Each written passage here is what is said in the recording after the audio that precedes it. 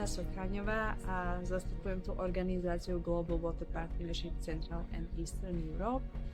A predstavujeme tu vlastne nový projekt Tenurely WS, ktorý sa snaží podporovať líderstvo mladých ľudí a ich angažovanosť v vodnom sektore a tým vlastne zvýšiť odolnosť v prípade extrémnych živelných pohrôm, ako sú potopy alebo sucha.